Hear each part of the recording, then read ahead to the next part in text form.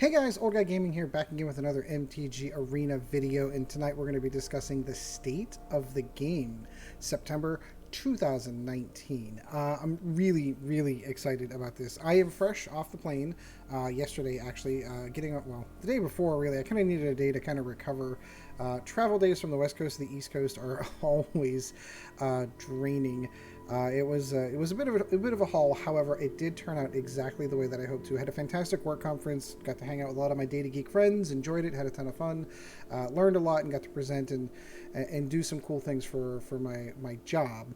But of course, I got the added bonus of being in San Diego. I was an hour and a half away from Anaheim, and I got the opportunity to drive out to Disneyland and do the Star Wars geeky thing. So I know I talked about it in the past, but if you take a look right there, that is the lightsaber that I built at Galaxy's Edge, and I'll share a quick, brief moment of eternal bliss. This is me in front of the Millennium Falcon at Galaxy's Edge with my purple lightsaber that I built there at Disneyland. This is probably the happiest you're ever going to see me. I mean, beyond being there for my children's birth, and maybe my wedding day kind of go above all that. But beyond all that, this is probably the happiest you're going to have seen me. Disneyland was fantastic. We only had about 4 or 5 hours to really kind of roam around. I went there with one goal and one goal in mind alone, which was to visit Galaxy's Edge, do all the cool Star Wars stuff. So we hung out at the cantina. I got to pilot the Millennium Falcon in the Smuggler's Run ride. And of course, we sat down and went through the process of building a lightsaber. I also ended up getting... So I don't know if you've ever seen anything about these, how they get built. You put a kyber crystal in them, and the lightsaber itself changes the color to the kyber crystal that you've put into the lightsaber. You can actually buy additional kyber crystals. So I bought the rarest kyber crystals there are, which is the white one and the yellow one, which are not available in the construction part of that. You can't get those from there. And I'm probably going to go around and get the rest. So yeah, technically my lightsaber can be any one of 3 colors at this juncture. So fantastic trip. Absolutely loved it.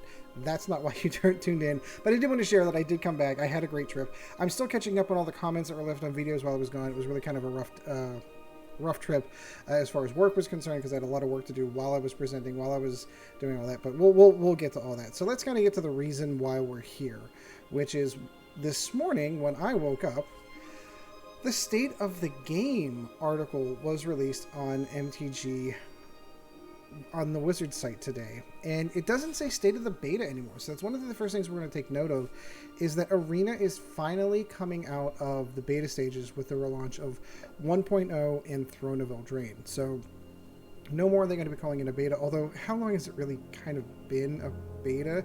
They've run large, high-money tournaments off of a beta version of their software. But fine, great, fantastic. So we are now going into, they're no longer going to be State of the Beta articles from this point forward. They're going to be State of the Game articles. Fantastic. There is a little bit of a 6-minute YouTube video where they kind of describe it. It's kind of worth, it's 6 minutes, kind of gives you an idea what they're doing, what they're going through. But the article does go into a lot more detail about what's coming up. So we're going to kind of go over, hit some of the high points, and in my opinion, one of the low points that was announced with this particular article. So first and foremost, obviously we have new cards and new mechanics. You get kind of an idea of some of the cool new flashy graphic stuff that they're adding in with Throne of Eldraine whenever it comes in with this new plane.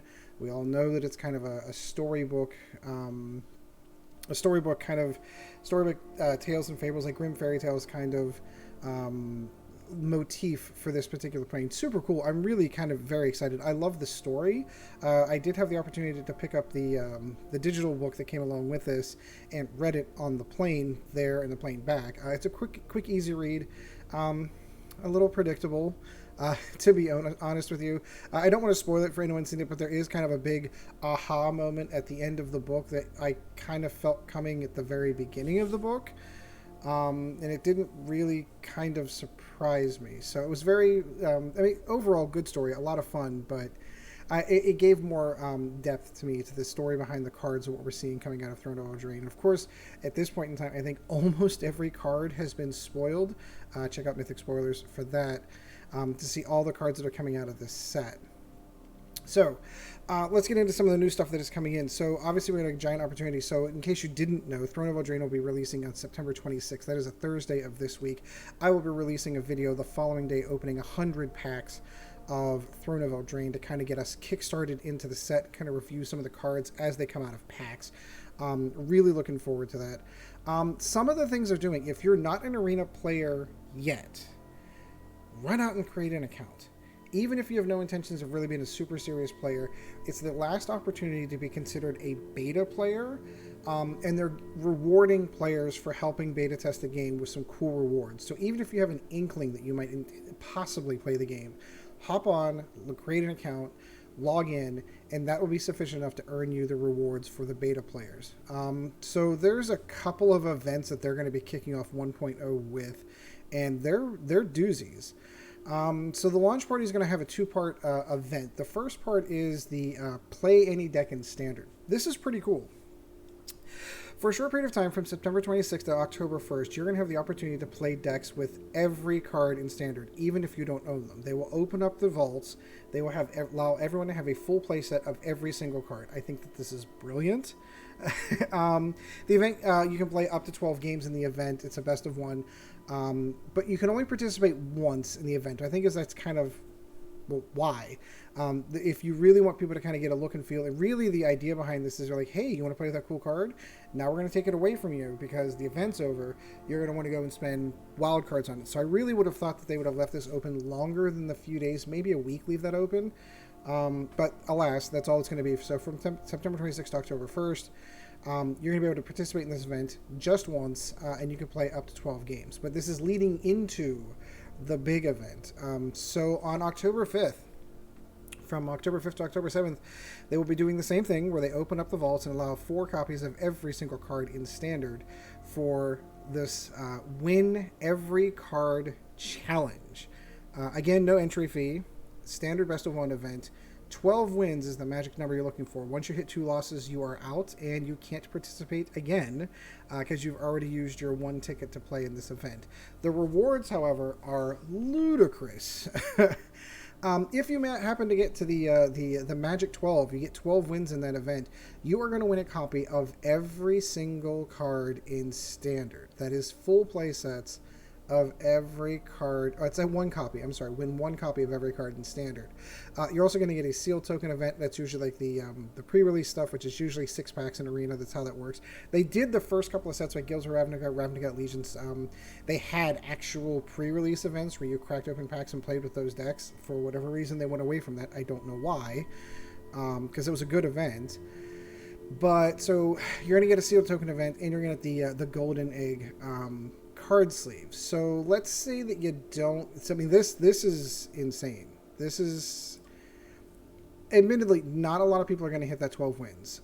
We're not really sure what the meta is going to be like. I'm assuming it's going to be a control deck. I'm going to bet you $1 million in Monopoly money that a control decks win, like with the 3-color Grixis control decks. I bet you those are going to be the decks that kind of get to those 12 win standards. I could be wrong. There is some interesting stuff coming out for the mono red Calamity deck, which is what I intend to run for that event, that I think will be pretty fun. But long story short, if you hit that magic number of 12 wins, you're going to win 1 copy of every card in Standard. Now, if you don't make it to the 12, you do get into the 11 wins, which is 1 copy of every card in Throne of Eldraine, which would be super fun. You still get the sealed event token, you still get the golden eggs. But everything that you do, even if you get down to nothing and win 0 games and go 0-2, you're still going to end up with something. So I highly I really do enjoy that Wizards does this kind of thing, because if you're not a strong competitive Magic player, it still gives you something for participating in a free event. So we're going to get down to the 9 to 10 wins. You're getting the sealed token, and you're starting getting into the in-game card rewards and the sleeves. So it's going to be 5 rare in-game card rewards, and then we're just go down to the golden sleeves and just keep dialing all the way down. So even if you win nothing and win 0 games, you're still going to end up with an in-game card reward and the golden egg sleeve. So that is really cool. I appreciate that. The Throne of Eldraine Mastery set. Obviously, with each new set, we're going to have a new Mastery set. I myself, when I got off the plane, I would admit that I had my son go through and play while I was gone in San Diego, and he got me to 99, needing just 200 XP to cross over into 100, and he's like, Dad, I didn't feel right not letting you cross over to 100 on your own, so I ended up crossing over 100 on my own when I got off the plane on Friday, and so now I'm done. But if for those of you that have not completed the mastery set, and we're really running out of time. At the time of recording, we got 5 days. By the time you're seeing it, you've got 3 days. There is a 5 bonus level code that you can put into the store to help bump you along the way, to kind of bump you up to the final end of the Core Set 2020 Mastery Pack. I was debating doing a review on my thoughts after completing the mastery set, if I thought that it was worth it. The short answer is yes. Yes, I do feel it was kind of worth it, because I had a lot of fun and I enjoyed it. It gave me motivation, aside from doing the channel, of course, motivation to log on every day and kind of do my dailies, get my XP, and build up. It was a lot of fun. I really enjoyed it. So I think they did a fine job. We know we obviously had some setbacks in the early days of the Mastery Pass. I think they've learned from that. They dialed back a couple of things, like if you didn't log on every day, you couldn't get to 100. That was... I didn't see that at first because I log on every day myself when I can, but yeah, I can see they've learned. They have learned from their mistakes, and they're going to go ahead and try to do a better mastery set with Throne of Eldraine. And of course, I'll probably buy into that one as well. So, some of the things are coming out of it. We're getting a new pet. There's going to be a new pet for every set. We're going to end up with the Fey Fox, and of course, you're going to get the avatar for Garruk, and you're going to get some cool card sleeves just for signing into it. This does give you an idea of what the... oh, isn't he cute? So, okay, so I have cats. I have 1 cat at home. We have 3 dogs. I am a dog person. Overall, I am a dog person. This reminds me of my dog Echo, who is a white husky lab.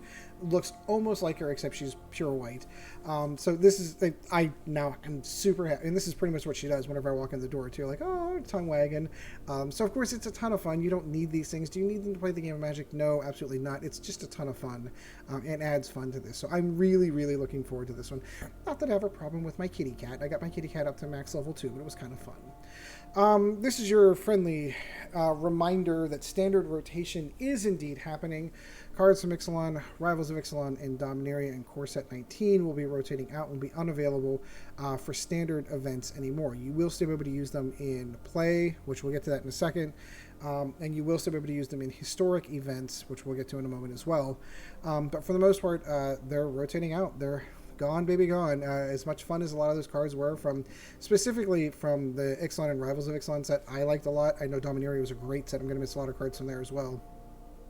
They're all gone. You're not going to be able to play them in most of the standard events that are going to be coming out. So get your last chances in to play with them now, kids, because they are going to be gone. They did make an interesting clarification on this one, which I was pretty sure that this is a complete 180 from the stance that they had before. So cards, and this is a good example, cards like Luminous Bonds, for example, which appears in Rivals of Ixalan, or Guilds of Ravnica, I'm sorry, also appears in Ixalan. If you have that card from Ixalan, you'll still be able to play the Ixalan version of that card in standard events, which is the rules for how paper Magic works. Like, for example, if you have a Core 13 card that they've reprinted to death, and it's now in Core Set 2020 as well, you can still use the Core 13 card because it's still the same card. They are going along with that. What I'm curious about is what they're going to do with the card styles, which I did not see anything about. Because, for example, I have the Luminous Bonds card style for the Ixalan version, or the Rivals of Ixalan version. I don't think I have it for this one. I'm going to have to go and check. Because it was my understanding that if you bought or earned the card styles for that, you earn them for every version of the card. So, but long story short, they've just made a clarification saying that if you do have a card from an older set that is still currently good in standard, you can still play with that card. Maybe you like the artwork better. Moving on, we are getting some name changes for the styles of play. Play is still going to be play, but play is going to include historic play as well. So whenever you click on that and just hit play, you will be dropped into a queue determined on the deck. So for example, if you have a deck that has historic cards in it, you will be playing another historic deck. If you're just doing standard, you will be playing another standard set. So that doesn't really, I mean, that kind of makes sense on how they're going to do that. Rank play is getting changed to standard rank, traditional. You're going to notice the standard is going to get stamped everywhere. Ranked, traditional rank, constructed rank, and traditional constructed events have all been changed to standard. Now, the reasons for this, of course, are there are going to be historic or even brawl-like events that also fall into these categories, and they want to make it easier for players to know the difference between what they're getting into. That's relatively straight up and straightforward. So, treats to share. The renewal gift, this is the thing I was talking about before, so even if you are cursorily interested in Arena and haven't created an account, do so now, because you're going to get renewal gifts. If you had a account created before rotation happens on September 26th, you're going to be eligible for 10 rare individual card rewards from the sets from Guilds of Ravnica moving forward. Those rare can also be bumped up at a rate of 1 to 8. Eligible players are also going to receive, for the first 25 levels of the Mastery Pass. If you're unaware and you're not aware how the Mastery Pass works, or actually I'll just show it. It's probably easier, because I'll go into it in here and I'll show the Mastery Pass. So how the Mastery Pass works, it's like a battle pass for your games like your Fortnite or your, what's the Apex Legends, all those other kinds of games. Same specific concept where you have the paid version on the bottom and you have the free-to-play version on the top. So for example, let's go back to the beginning. There were rewards available for free-to-play players. They're going to be bumping these up. So you don't need to pay for the Mastery Pass to get some of the Mastery Pass rewards. So that's kind of a clarification on that and how that's going to work. Excuse me. So you'll get, for the first 25 levels, and that's on both sides of it, you'll end up getting the opportunity to earn 14 packs of Throne of Eldraine, 2 Mastery Orbs, 4 standard booster packs, 1 from each set that are currently legal outside of Throne of Eldraine, and 10 uncommon in-game rewards. I think I'm going to change that over. Let's hide that back. Let's go back to where I was. So, sorry about that.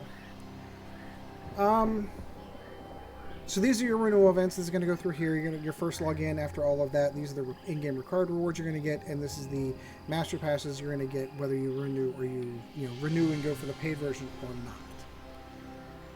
Once in the future. So this gives you an idea of what they are planning, and there's a lot of cool stuff in here I do want to go over. So they broke it down like this. Obviously, coming to September 26th, Throne of Eldraine will be releasing. Fantastic, great set, can't wait to do it. Again, on Friday, you'll be watching me open over 100 packs of Throne of Eldraine. But in October, shortly after the release of this, the Friends list is coming out. Now, this is something that I have been clamoring for, because I want to know when my friends are online. I want to be able to play with them, not just some random person on the play queue. I want to play against my friends, and if you're interested in being a friend of Old Guy Gaming, reach out to me, let me know. I'd be more than happy to add people to my friends list and play some games for fun. So they are going to give you the opportunity to be able to challenge players, see when they're online, which is the key part to that, and be able to challenge them via that.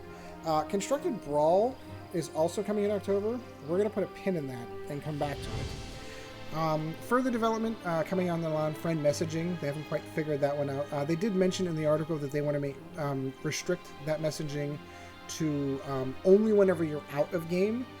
Because I can imagine that being really annoying to be able to sit down, especially as I'm trying to record a game, specifically for the channel, and then have friends messagings popping up and popping up and popping up. That would be kind of irritating.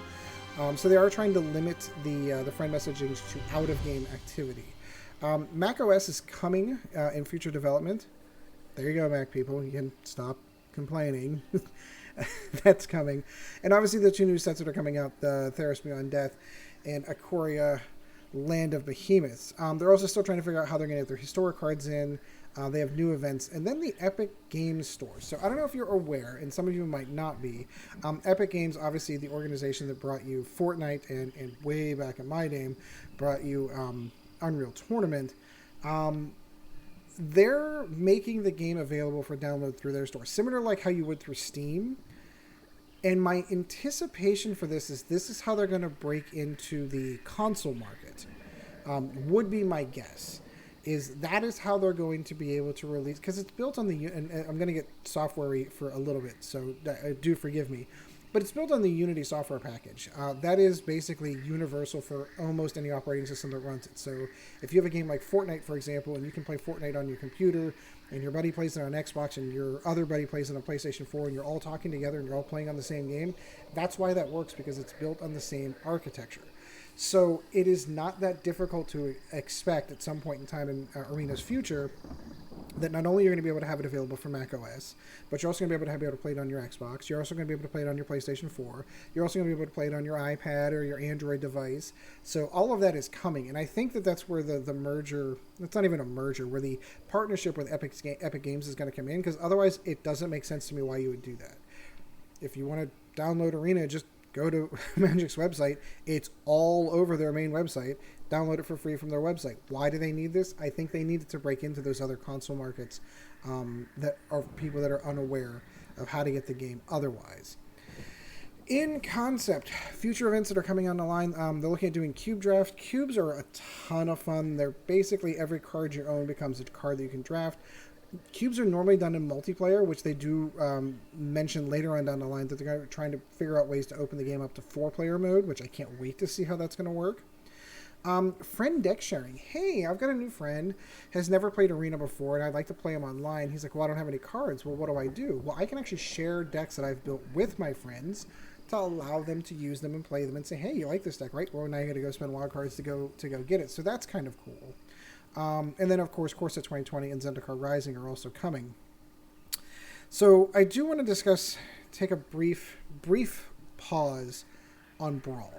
So we discussed in the past, whenever we talked about the state of the beta last time when they were talking about historic cards, how I really felt like they were hamstringing the historic format by doing that stupid 2-to-1 ratio of you have to spend 2 wild cards to get 1 wild card in the historic format. And I believe they've walked that back and taken it back to a 1-to-1. Don't quote me on that. But I'm pretty sure that they had done that. And one of the reasons I'd mentioned that I felt that this was a bad idea was they were going to be hamstringing a cool format before it even got off the ground. And I'm afraid they're doing the same thing with Brawl, and I don't understand why. So if you don't know what I'm talking about, right here, this sentence right here says, you can build your own decks and play in our once-a-week Brawl events. Once a week. Why would you open up a format and only allow it to be played officially for once a week? Now, I can challenge people and play Brawl, but why? This doesn't make any sense to me whatsoever. I know whenever we talked about this, and I thank you guys for all the people that responded to the video for helping me make out how to make the channel better. I talked about the Brawl event, and if you wanted to see more of it. This is concerning to me because I had a lot of ideas for doing probably a once a week or every 2 week kind of Brawl thing. It's probably not going to affect the channel too much, but when you're only running the events once a week, it doesn't promote an open play environment to me. I would think that you would want to have this open as a format all the time. People want to try their decks out. Sure, they can go into play and hope to catch another Brawl player, but you would think that they would want to open this up and have as much Brawl play as possible. And I feel like this is very limiting to that format. I don't understand what they're going for in this one. So this is, to me, is a downside. I don't know why they're doing this, and I think that this is a mistake. And I really feel that they need to walk this one back, and just like you have standard events and historic events coming, there should be Brawl. I should just be able to go in and say, I'm going to go play my Brawl deck today. And I should be able to do that. And I'm not understanding the thought process behind this. Again, we get into the more of them covering over their partnership with Epic Games and the Mac OS coming out.